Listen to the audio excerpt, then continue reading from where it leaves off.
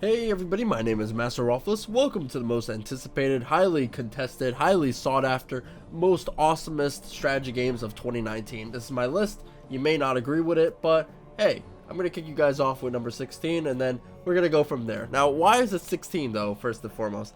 It's because I picked 16 games and I guess I'm not sure. The other 200 games that were coming out on Steam Early Access didn't really interest me. So anyway, here we go.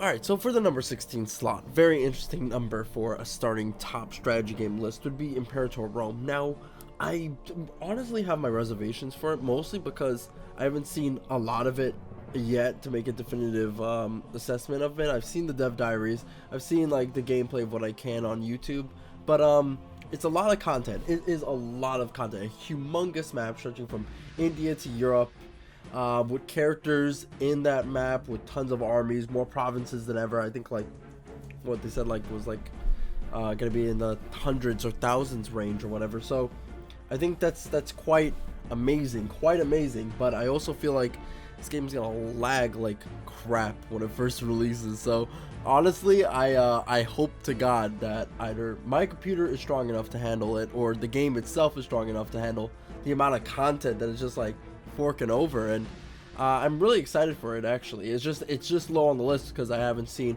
enough footage for me to have a strong opinion for it. But I gotta say, I would love to play as every single faction, like during the rise of Rome that isn't Rome. Honestly, that it's so exciting to have to go from Gaul to Scandinavia to India to Persia, Arabia, North Africa, all of that, while Rome is expanding and becoming this massive power. So it sounds really cool, and honestly I'm fairly stoked, especially with the mechanic to introduce foreign armies into your army set. Like you can recruit a foreign general because of your personal ties to him, as opposed to an EU4 mechanic of having the nations talk through each other. So the mix of CK2 and EU4 is definitely in this game. So if you enjoy both of those games, I think you enjoyed this one. Hopefully the combat's better, because the combat in these games is always a little bit like kind of like dice rolly. So we'll have to see how much of an RNG factors into the combat as well. Alright, next comes Legion, a game that I absolutely love only because of the fact that it's fairly sick, the idea. It's fairly interesting. So you're in a society that's technocratic, it's highly advanced, super sci-fi, but everything's shit. Everything's like gone to crap. And what happens is that in the game you're allowed to create your own religion. So you become your own prophet and you create your own cult. And God, it's so interesting actually seeing the art design in this game. It's really cool. You see like people strapped to these like gigantic metallic engines with like missile launchers coming out of them. You see people flaying themselves and then afterwards using those same flails into battle. It's very cool. I'm assuming there's a degree of flexibility that's going to come into this game of like I don't know, maybe customizing your units, having maybe a more flaying army and another army that just, I don't know, maybe like is into strapping themselves to metal objects. I'm not really sure what I saw in the trailer. There was a woman in the trailer who was just strapped to a spider walker with 2 missile launchers. So I'm thinking that that's quite a commitment for someone to make. Like this is kind of like a circumcision, except your whole body is practically stapled to like a giant toaster, which it's very actually interesting. The art style, I really enjoy it. It seems like these are just massive city battles that you're having with different cultists, so that's really awesome. And citizens are a currency, so you convert them to join your religion.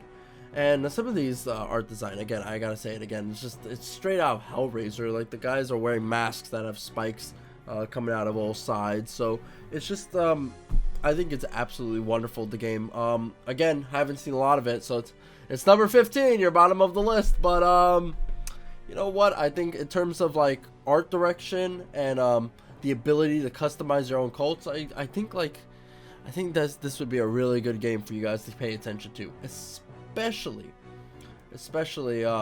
if there's multiplayer component of this, because I'm gonna be honest. Next on the 14th slot would be Hearts of Iron 4 Man the Guns. Now this is low on the list because it's an expansion pack to an already established game, which in my opinion is probably the best of recent Paradox games that have come out. I'm still not a fan of the DLC practices of all the Paradox games by and large, but I think in terms of combat, just sheer like combat between armies, it's probably one of the best in terms of the recent titles. I again have not played much of Victoria 2, and I've definitely not played Hearts of Iron 1, 2, 3. So ultimately, I don't really know if the combat in those games is superior or not, but Hearts of Iron 4 is a lot of fun. It's easy for me to manage, and Man the Guns is just more of what I want, more content of what I want, and definitely more rebalancing of the naval aspect, which is awesome. It's great, and it improves upon like already established factions that, you know, are a little bit weak, like Mexico, and buffs them the hell up, gives them content. I like that. That's a nice expansion pack, and for the right price, I mean, who wouldn't want to grab something like that, you know? Especially if you're already a fan of Hearts of Iron 4. If you're not a fan of it, I mean, who gives a fuck, right? So that would be my slot. Okay, this one is easy. Anno 1800. It's essentially a city building simulation game where you're in command of a civilization in the 1800s and stuff. Now, again, there isn't a lot of information about this game. We only have the announcement, maybe some small stuff, and that's really about it. It's the same thing that I said in the last video. I guess I don't know, I guess finally the release of it came out, and it's in 2019, so they definitely, I don't know if they pushed it or if 2018 was just a no-go year. There has been a small amount of releases in 2018, to be fair. So again, definitely not a great year for RTS, but 2019 is looking fairly solid, especially with Anno 1800 running the helm of 1800s gameplay. I wonder if there is going to be combat, because ironclads are cool, so definitely we want to see some ironclad combat. But if there isn't, then I suppose then no, there definitely would be some form of combat. So yeah, there would be ironclads. But if there isn't, then at least if there's an engaging economic gameplay to it, then I'm perfectly fine with it. I remember one of the Anno games that I played earlier, like way back, and I believe that one crashed like a couple times, so I haven't really given a good look to Anno games, but I'm definitely psyched to get some 1800s. Okay, so a lot of the games I've been talking about beforehand are very like small 1-minute mentions. Like I don't really have to explain too much about it, because again, it's just my personal preference, and a lot of this is just like kind of like, oh, what am I excited for? The 20 games that are coming out for RTS games. That's a really small genre, let me tell you. So it's very easy to pick like tops or whatever. Gears of Tactics is a game that I don't really know what to think. You know, I saw it and I'm like, damn, it looks pretty cool. Actually, I'm not going to even lie. The fact that I get to move in real time is actually the coolest part about it, because while turn-based combat would be fun and all, I think like the existence of more strategy games, especially in the Microsoft titles, would be just a little bit it would really like quench my taste, honestly, when it comes to RTS games. Definitely if they took the Windows Store out of the whole aspect of it. So I guess Gears of Tactics will probably fail much in the same way as Halo Wars 2 if nobody has Windows 10 to play with. But again, a Gears of War real-time tactics game sounds really cool. If they would allow us to play as the Locust, or I guess whatever the hell they're called now. What are they called? The Swarm? I don't even know. Like it's like a Locust hybrid with like the Lambert or something. So again, if we had more information about this, I can also give more definitive opinion. I just want you guys to know that I'm hard for this game and I like it. And you know, wow, I really want to see a Gears of War game come out, actually. That's our RTS, because that would be cool. It would be cool to build Brumox, I'm just saying. Number 11 is Gates of Hell. Now, this is a hyper-realistic simulation World War II game, much in the same vein as Men of War Assault Squad 2. It's very, very bloody, actually, but very gorgeous looking game, honestly. The big thing without a doubt that's preventing this from being higher on the list is mostly down to the fact that, again, there isn't just a lot of gameplay on it. Not a lot of gameplay at all. In fact, when I type in Gates of Hell right now, it just shows me pictures of Satan, so this isn't really helpful. And then, like, you know, there's like a couple like footage here and there, but ultimately from what it is there's just nothing yet definitively on this game. But from the creators of Men of War, Gates of Hell is a hyper-realistic RTS game, so you can expect the same thing that you can expect from Men of War Assault Squad 2, but with more hyper realism. So I don't know what that will mean. That will mean, I don't know if guts will spill out after everybody gets shot in the stomach or whatever. Does that mean that explosions are hyper realistic? Do people freeze to death? Can they get frostbite? Can they run out of ammo in certain ways? I don't know what that means, honestly. I've played Assault Squad 1 and 2. I do like the games. I think they're kind of stupid easy to mod, so they're great.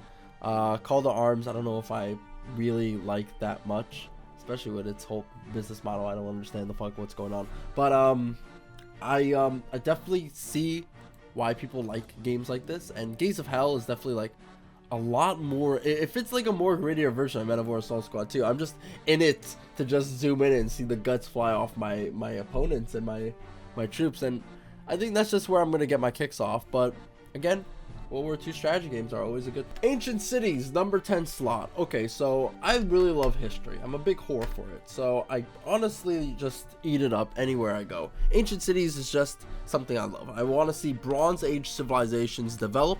Even in fact, even before then. This is even before then. I want to see literal cavemen, ooga ooga, like build up from a stone cave, then build huts, then get agriculture going, and just like conquer the world, like as Egypt or whatever. It's just great. I feel like that is something that I would really love to see. And the problem is with this game in particular is there's no info. There's no info. It's just they showed off the Kickstarter trailer, and then that's it. That's literally all she wrote. And I would have actually put another game up on this list. I guess I will have Ancient Cities share the number 10 slot with this other Egyptian city builder. I just have to look up the name really quick. I know I'm professional as fuck. I believe it's called, no, it's not called Pharaoh. It's not called Pharaoh. Hold on. It's called, oh god, I'm gonna look like an absolute asshole. Maybe where is this?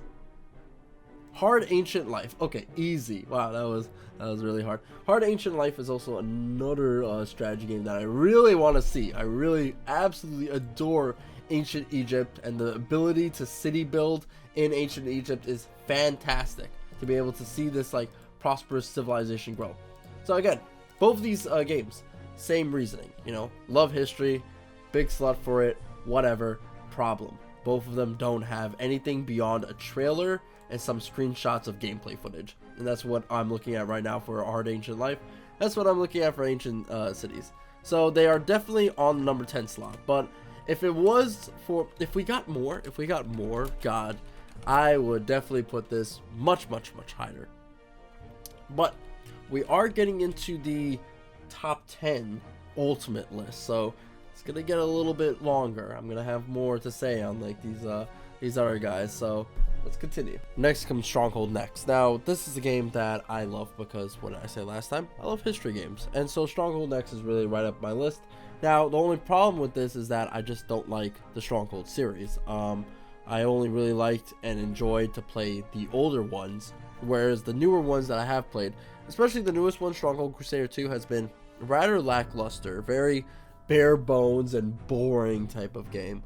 Stronghold Next I'm excited for because I believe that the company could possibly learn from the mistakes of their previous ventures and sort of make a better title. Granted, because of what I've seen so far with how they've approached the Stronghold series, I'm not too confident on like the game being any good.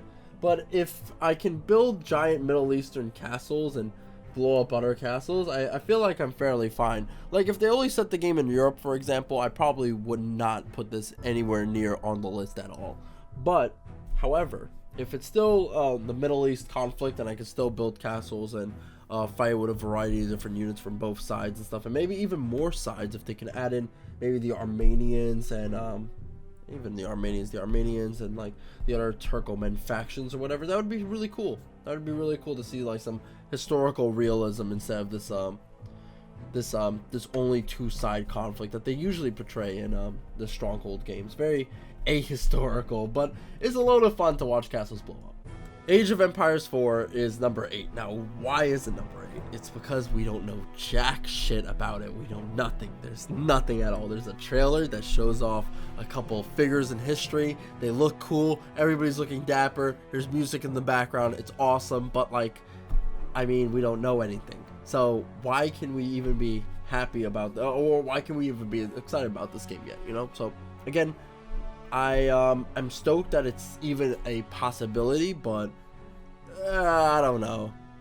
We'll have to see. Also, Relic Entertainment are kind of like making it so might not work out too well, especially since their last title, Dawn of War 3, really didn't work out so well, and then they abandoned it. So we'll have to see how Age of Empires 4 pans out in the development, but so far they've been really quiet, so good on them. I guess, like, now they're very, like, cautious, and they've obviously learned from the backlash. So I think, like, this game can either be really good or it can either be really shit. We'll only find out till, like, way too late before it's like it's already out or whatever. Total War 3 Kingdoms. Goddamn, I cannot wait to go back to the historical Total War games, and 3 Kingdoms really satisfies that itch. I've always wanted to explore, like, China Total War game scenarios, especially since Chinese history is massive, completely massive, and it's something that I don't think the Total War games really put a massive focus on. Paradox is much better at representing multiple different cultures over the entire planet than the Total War games have been. However, I think with China Total War, they've really managed to just grab a nice slice of history and portray it right smack dab, and I think, like, it's awesome. It's really cool, especially with the fantasy versus historical aspect, because you can play like a historical nerd, or you can play like a fantasy nerd, and just have, like, both of the narratives still being allowed to be played by you, which is amazing. And it'd be really cool to see if this game is the prototype to future regions of the Total War games, you know, like if they can go to maybe the Middle East, for example, or North Africa, or Mesoamerica, and explore, like, different significant slices more that would be more portraying, I guess, cultures that haven't been shown off as much. Like, that would be really cool. I mean, we haven't even seen that much of history actually from Total War portrayed. Like, I think they should really go back to muskets at some point. So it would be really cool to see maybe Total War with the 3 gunpowder empires, or I don't know, Total War the religious wars in Europe, or they can do something else altogether, honestly. But I do like to see, I guess, a China Total War and what that can mean for the future.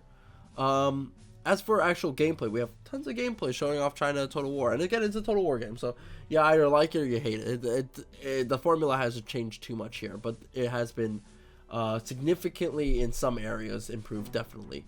And I have played this one also at a convention or whatever, so I was able to get my hands on it itself, so I love the way that the battles play out. I guess my only complaint really when I was playing the battles was, I guess there's still abilities and skills that might be management heavy and a little bit too fast paced for battles, and you know, you don't really enjoy it, I guess, as much when you're zooming in or whatever. But I suppose, you know, there is a slow motion button, so you always got that going for you. But besides that, I think I'm very excited for Total War 3 Kingdoms and what that the future of it and what the prospect of it brings. They Are Billions. Okay, so I've played a ton of this already, and it's still in early access. This is kind of cheating, but I suppose I could still choose the early access game since it is going to be finally released in 2019. I think They Are Billions is a damn fun game. I think the fact that you're one colony facing off against a swarm, an absolute massive swarm of zombies, is really, really cool. And the fact that they're going to play around with this even more in the campaign, allow people to mod and make their own custom maps for people to play on, and just the variety of zombie types that they've added in, plus all the changes that they've added in for the humans, I think it's actually wonderful. I would like to see a lot more, especially if they add in vehicles or multiplayer. That would be amazing, because that could also open up the possibility of even larger maps. But I'm getting ahead of myself. I think it's a damn fun game, and I think everybody should try it, especially since it's a PvE strategy game mostly, so it's very easy for someone, and you can pause it anytime you want, so it's very manageable. It's a very manageable game as well, but it's also crushingly difficult. So if you let your overconfidence get you, you'll just get destroyed many times over and over. But honestly, you can try this right now, so don't even let this video change your mind. Go play it right now, you'll fucking lazy. Battlefleet Gothic Armada 2. Jesus, do I have to even say anything? The Battlefleet Gothic was an amazing rendition of the Warhammer 40k universe. Fucking wonderful. The only problem was that the combat kind of sucked. Like, the game modes were kind of awful, and I wasn't a fan of the multiplayer balance all too much, but I think they fixed it by increasing the fleet point size so that you have ludicrously massive armies and you're fighting over control points instead of like whatever the fuck cruiser clash was. I don't think they've added bases in, which is unfortunate, but there's still areas for you to fight over, and they've added in more factions like Tyranids, Necrons, Dark Eldar, so it's even getting crazier with those factions coming in. I mean, come on, you're playing as Tyranid ships, giant like parasites that eat other ships. You gotta love that, right?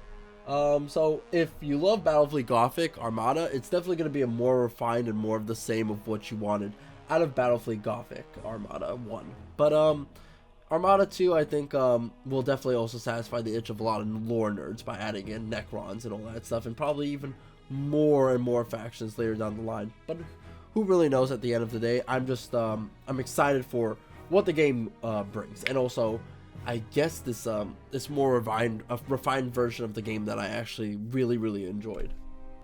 You know, I meant to add in the last bit that it's cool that we'll get more World War I games, but you know, I'm just a lazy fuck at the end of the day.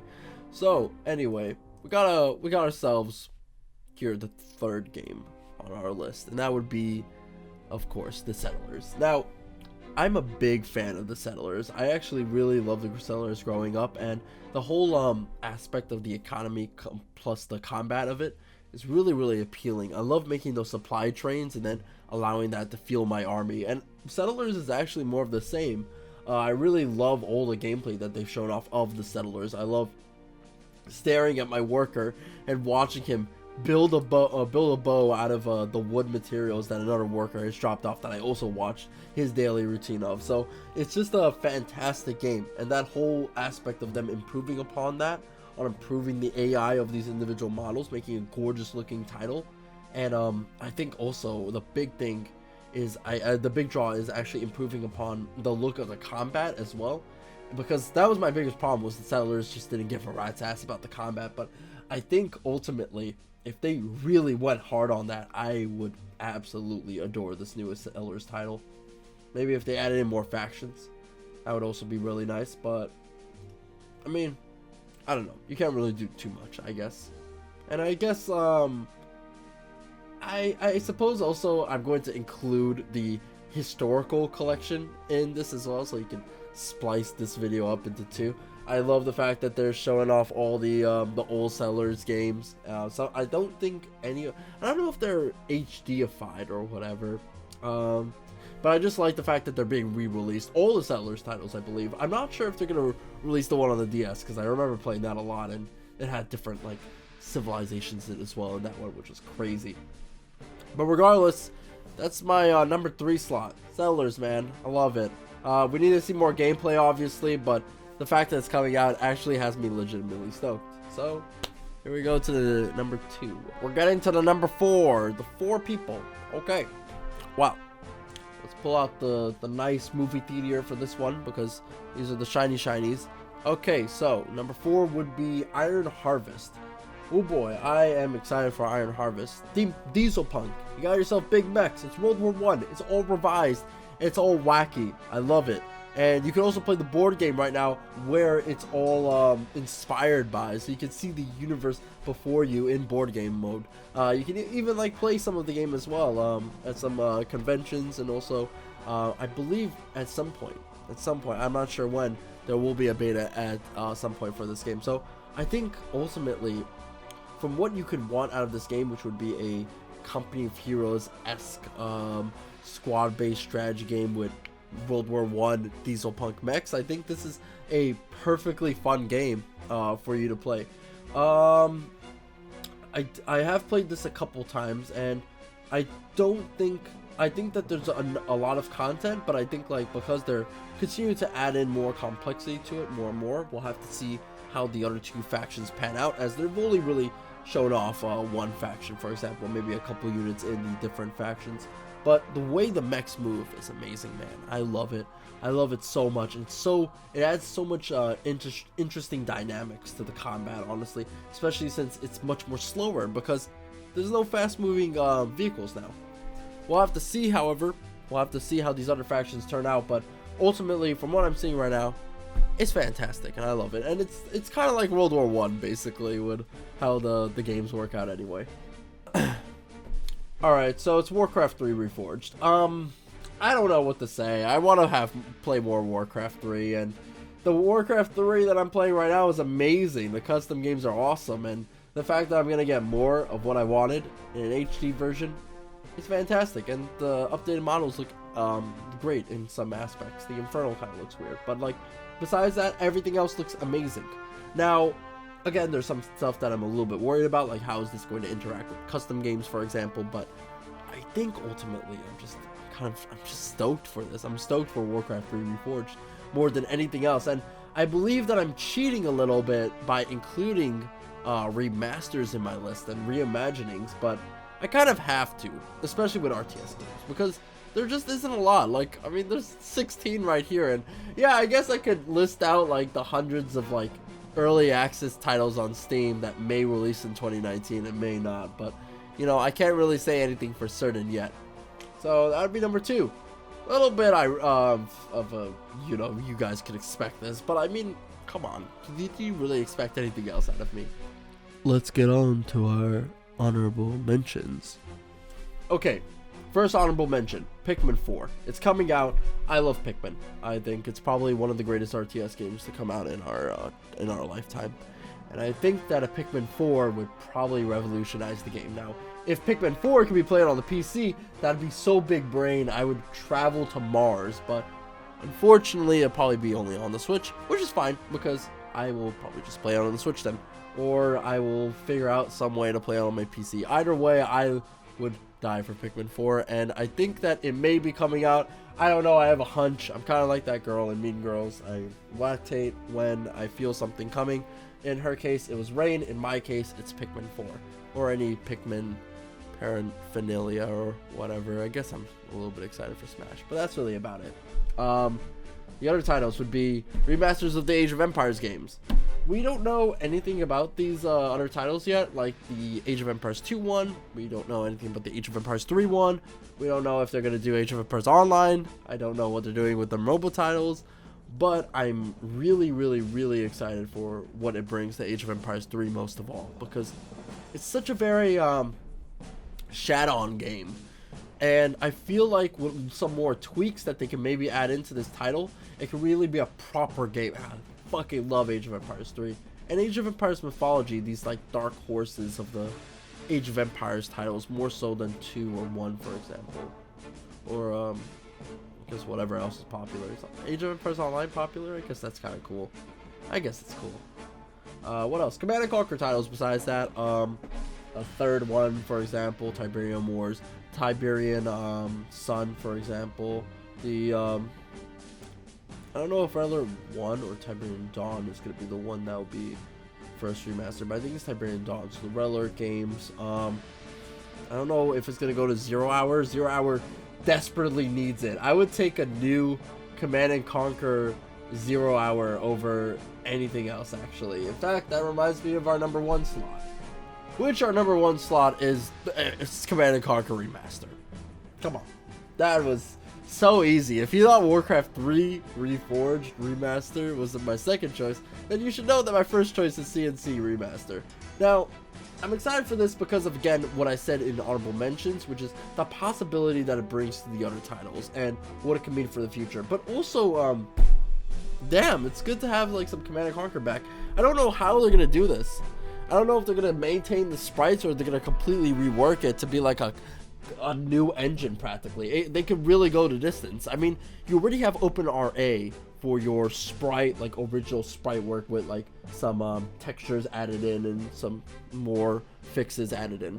So I don't know how EA is going to make this separate from the OpenRA title, unless they're just going to basically just do the same thing but with a more EA flavor to it. We don't really know. We don't really know how this can go down, but again, C&C Remaster has some potential that I think in the future is gonna, whoa, it's really gonna show.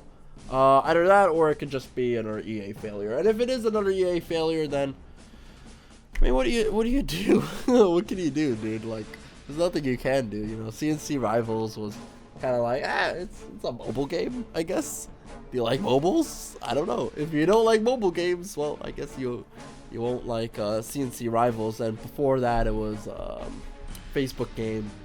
And then before that, it was Tiberian Twilight. So it's been a long time since we have had a good C&C game, and I mean good definitively, because people think Red Alert 3 is some people like it, some people don't like it, it's divisive. So I guess the last truly good Red Alert game or Command and Conquer game would be the one that came out before the third. So probably the third one, yeah, Tiberian Wars, yeah. Okay. So yeah, it's been a while since we've had a good Command and Conquer game. It's a Command and Conquer Remastered. I think it's an excellent pick for number 1. Again, we don't know shit, so I'm cheating, but it's my list. What's your list? Let me know. Let me know what I should have changed differently. And yeah, that'll be about it, ladies and gentlemen. I hope you guys enjoyed my lists. I'm gonna make new ones that are absolutely dumb, but that's me. I'm probably gonna also do top 10 strategy games of 2018. So gonna take this year into review as well. What else is coming out? I don't know. I got new socks. They're camel. They have like eyeballs from Egyptian hieroglyphics, so they're pretty cool. Yeah, that's really about it. See you guys next time, and take care. If you enjoyed this video, please like and subscribe. But if you want to support the channel, then join in on the Patreon as well as on Discord, where you can join in on some gaming sessions. Bye bye.